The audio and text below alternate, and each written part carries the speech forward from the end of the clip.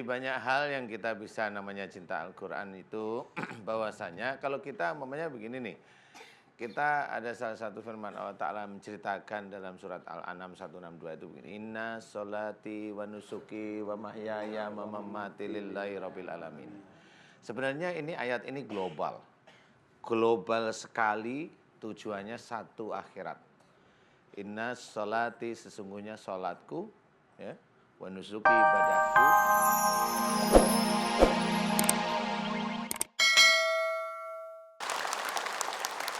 Bismillahirrahmanirrahim. Assalamualaikum warahmatullahi wabarakatuh. Waduh, semangat sekali Ibu, apa kabar, sehat?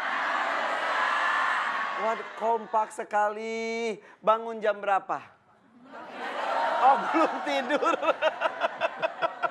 Pertanyaannya salah ya, belum tidur ya. Rencana mau tidur jam berapa? Ya, disinilah semangatnya ibu-ibu yang hadir di sini. Saya acungi jempol, tepuk tangan buat ibu-ibu. Pemirsa sehat, insya Allah sehat ya. Kita saling mendoakan bersama dengan saya Irfan Hakim dan juga Ustadz Danu. Inilah dia Siraman Kolbu, sejukan hati. Supaya tambah semangat, saya absen satu demi satu ya. Bukan satu ibu sampai sore ya. Per grup saja deh. Ada yang datang dari Cirebon, dari Al-Mutmainah.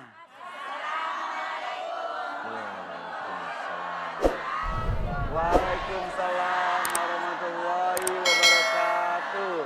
Nurul Jihad Karang. Kurang. Apa-apa. Kayak hiji-hiji satu-satu ngomongnya. Dari mana? Karang Sinom, kurang Sinom. Oh, maaf. Nurul Jihad Karang Sinom Indramayu. Waalaikumsalam warahmatullahi wabarakatuh. Kirain saya tuh Nurul Jihad Karang dan Sinom Indramayu. Selanjutnya juga ada At-Taqwa Sumedang. Waalaikumsalam warahmatullahi wabarakatuh. Saya bisa menerawang nih.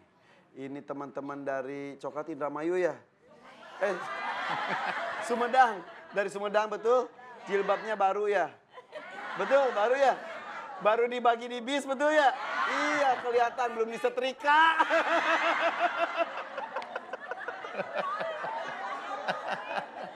Tapi udah lunas Ibu. Ada yang belum.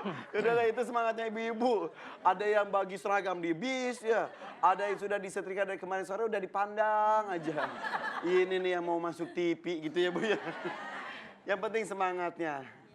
Saya mau pantun boleh nggak? Boleh. Di jalan subuh-subuh ada merpati. Pantunnya seperti ini. Burung merpati terbang ke taman. Bulunya halus tanpa kotoran. Jadilah kita manusia beriman. Yang penuh santun dan cinta Al-Quran. Alhamdulillah. Tema kita hari ini adalah cinta mencintai Al-Quran, Ustaz. Iya. Berbagai macam bentuk, berbagai macam cara bisa kita tunjukkan, Ustaz. Iya. Silakan, Ustaz. Bismillahirrahmanirrahim. Assalamualaikum warahmatullahi wabarakatuh. Waalaikumsalam warahmatullahi wabarakatuh. Alhamdulillah tema kita bagus sekali yaitu cara mencintai Al-Quran. Kadang-kadang ada seseorang mencintai Al-Quran itu saking cintanya Qurannya itu malah tidak pernah dibuka. Rapi, terpampang. Rapi. Jadi sejak akad nikah itu belum pernah dibuka. Mas kawin padahal itu. Iya, namanya juga kita ya manusia ya lucu-lucu lah ya. Tapi mencintai Al-Quran ini begini. Jadi banyak hal yang kita bisa namanya cinta Al-Quran itu bahwasanya kalau kita umpamanya begini nih.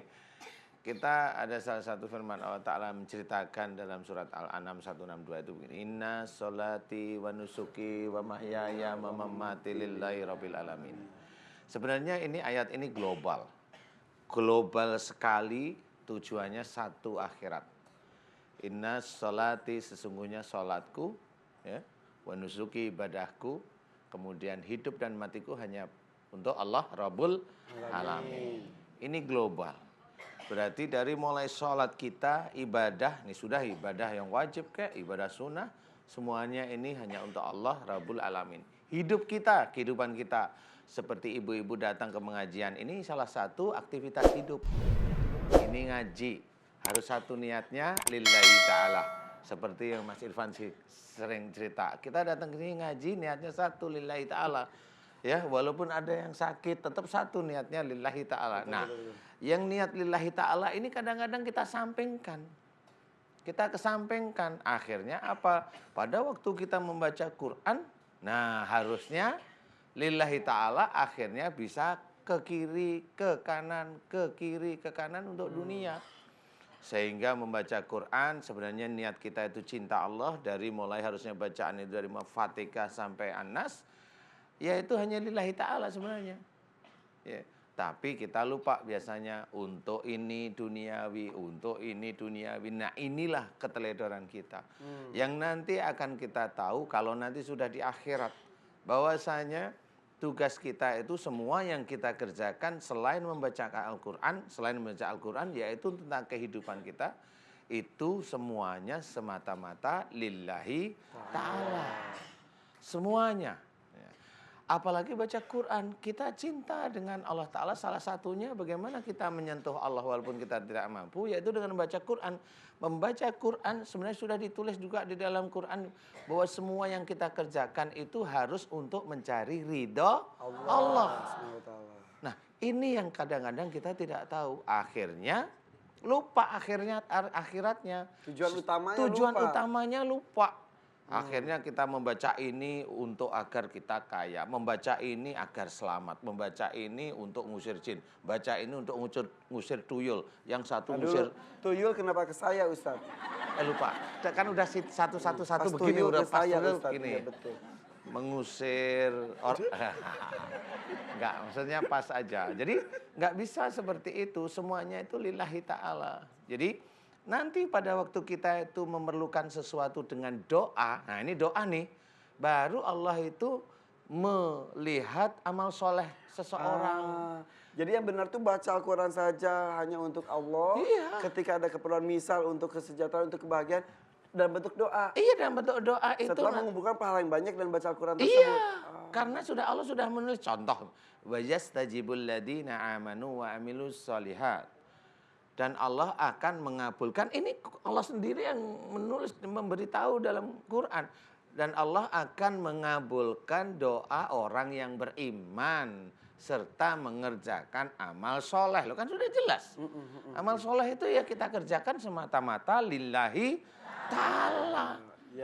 Itu intinya kalau kita mengerjakan sesuatu duniawi nggak masuk, itu namanya amal soleh. Pahalanya nggak dapat, justru mendapatkan balasannya berbeda. Beda, belum tentu dengan seperti yang kita harapkan. Makanya di sini harus benar-benar lillahi ta'ala semuanya. Walaupun umpamanya, loh itu bisa nggak saya tuh naik motor lillahi ta'ala? Bisa, diajari aja yang baik.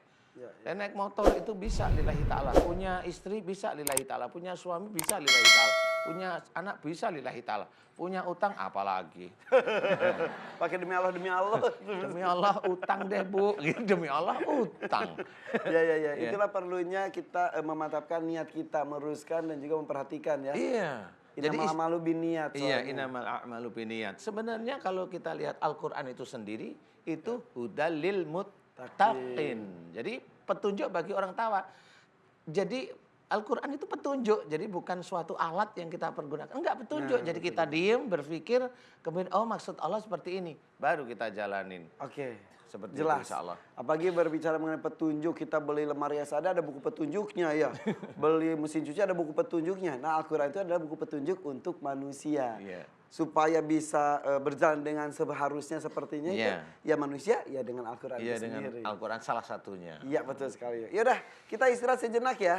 Dan nanti kita akan membuka pertanyaan dari ibu yang hadir atau mungkin yang ada di rumah. Kami kembali sesaat lagi. Tetap di Siraman Kolbu, Sejukkan Hati. Bu, masih ada di sini? Bapak di sana masih semangat Pak?